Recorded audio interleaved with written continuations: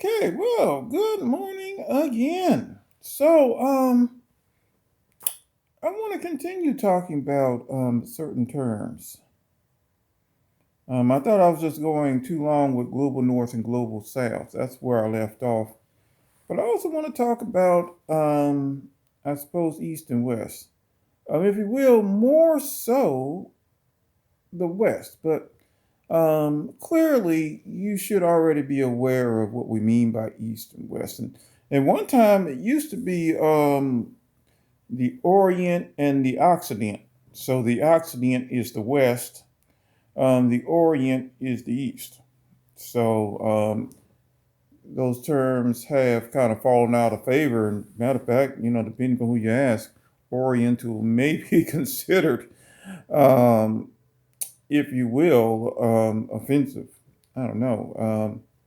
But at any rate, so obviously, typically when we took at the East, or say Eastern civilization, what are we typically talking about? We're pretty much talking about, um, and then of course you have the Middle East, but typically we are talking about East Asia. Although who knows? You know what? You might be able to put in India in this, possibly. And then of course you have the Middle East, which is considered part of the East. And of course, Middle East is, well, there may be some leeway for Egypt and Libya, but but but for the most part, it is in Asia. Um, so typically, we're talking about what? China, Japan, Korea, um, s- Philippines, Southeast Asia, um, Vietnam, so on and so forth, Thailand. These are areas that we typically consider to be the East. Although you could quite possibly include some other portions. You could probably put in Mongolia. That's matter of fact, definitely put in Mongolia, right? Places like that. And then of course the West is typically um, we're talking about Europe for the most part. Of course, that has expanded over time, right? So clearly, when we talk about the West today, I think we're talking about several things. One, obviously, we're talking about countries that are, for the most part, in Europe. And I'll get back to that here momentarily.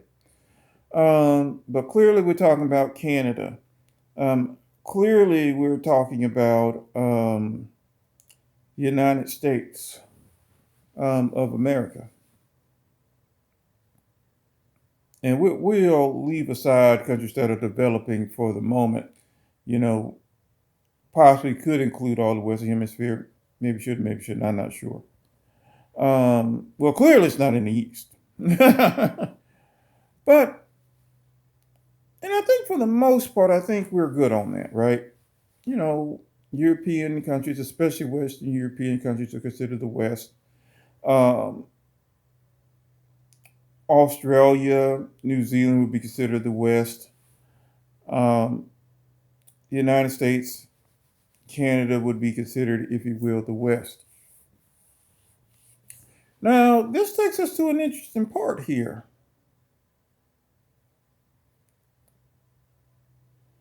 There might be some exceptions in regards to a lot of these European countries. And once again, it might be some of the issues in regards to whether or not they're developing countries, whether or not they possibly have a high standard of living, and once again, also maybe because of institutions,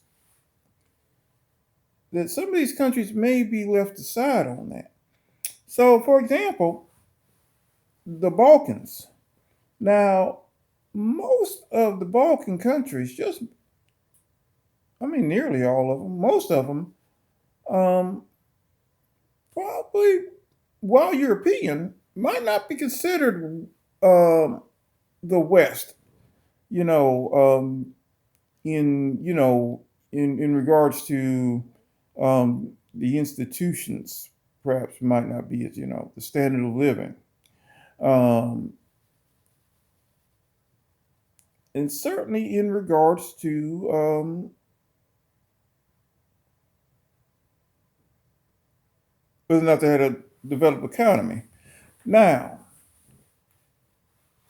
Greece, we would likely put in, of course, because Greece is oftentimes considered, if you will, the mother of Western civilization, depending upon who you ask. But Greece is usually put in as the West. Greece, Italy, even though Greece is, in the Balkans.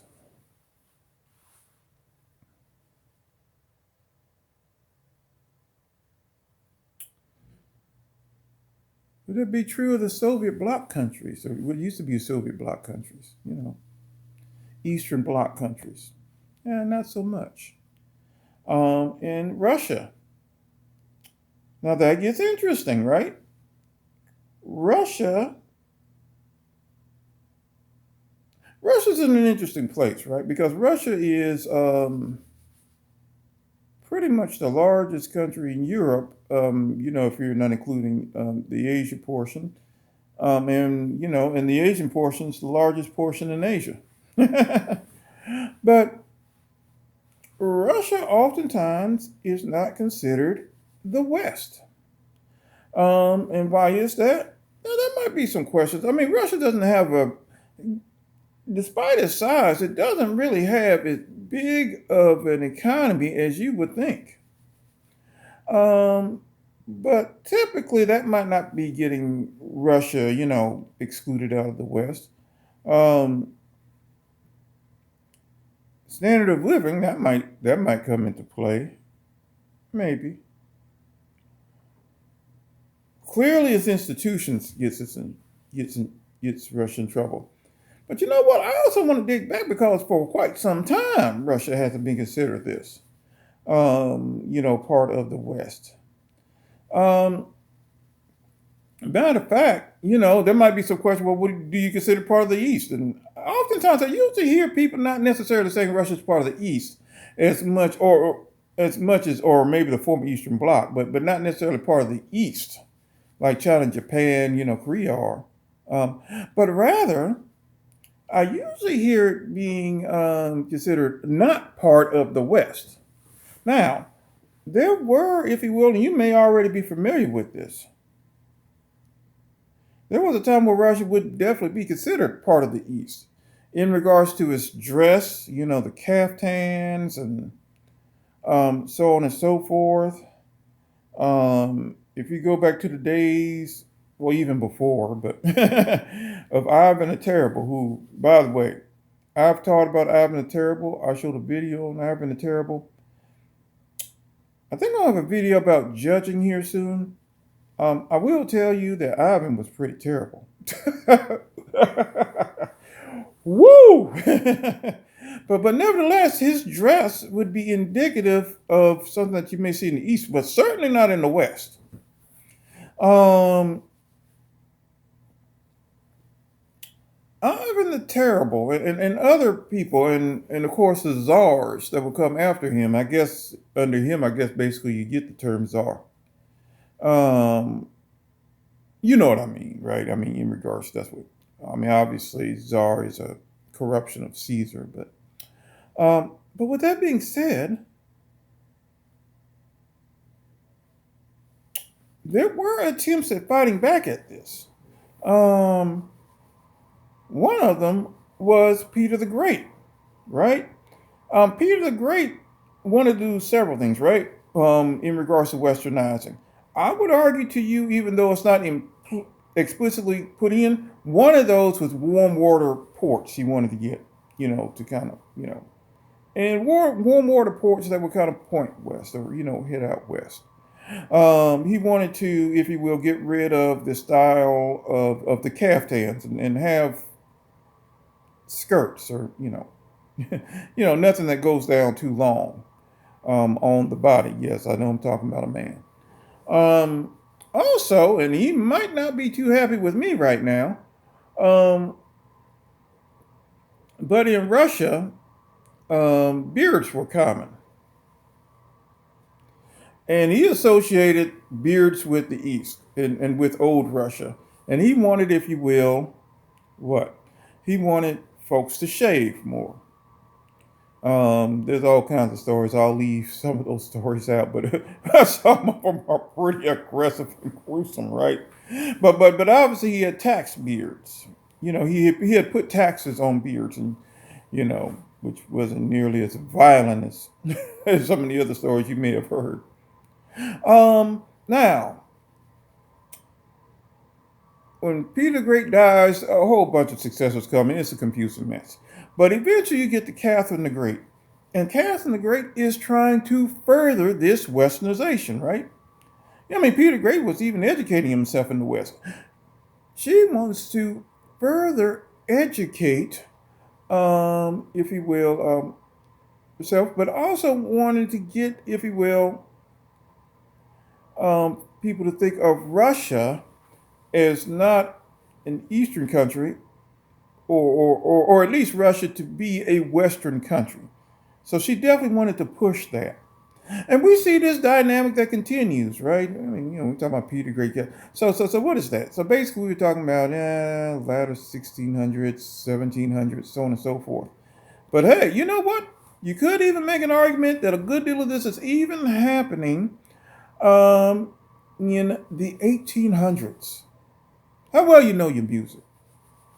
Um, when you think of Mozart and you think of Beethoven, these are um, composers. Well, Mozart completely within, if you will, um, the classical period. Um, Mozart is Beethoven mostly, if you will, in the classical period, but then you get to the Romantic period. And one of the key, if you will, composers in the Romantic period was who? Peter Tchaikovsky, right? Well,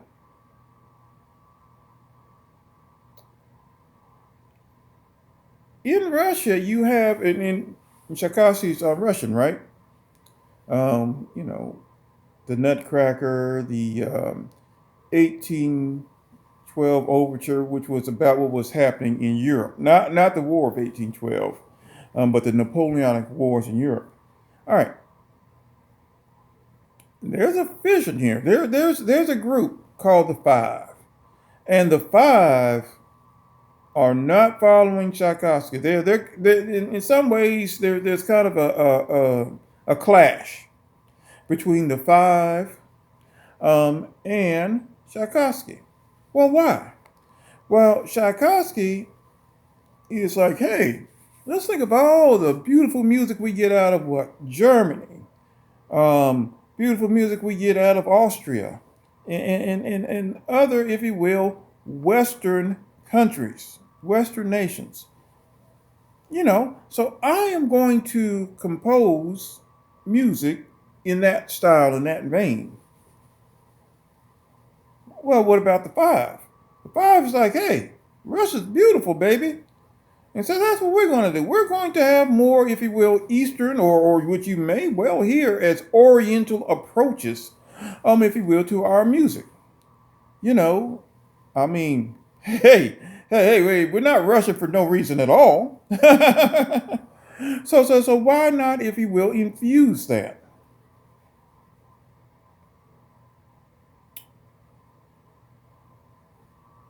And a lot of this is over, whether or not Russia is a Western country or an Eastern country. And obviously, today we don't consider it to be an Eastern country, a Western country. And once again, a lot of that has to do with what? The institutions. The same reason we don't consider Russia to be necessarily a global North country. Um, the fact that we believe that, Russians are killing political enemies, things of that nature, Russian leaders. So, anyway, there you have it. Boy, I don't know why I take so long on these, but I do. Hey, I hope you found this useful. And feel free to, message me on here or on Instagram. I'm often on Instagram. Hey, take care and goodbye.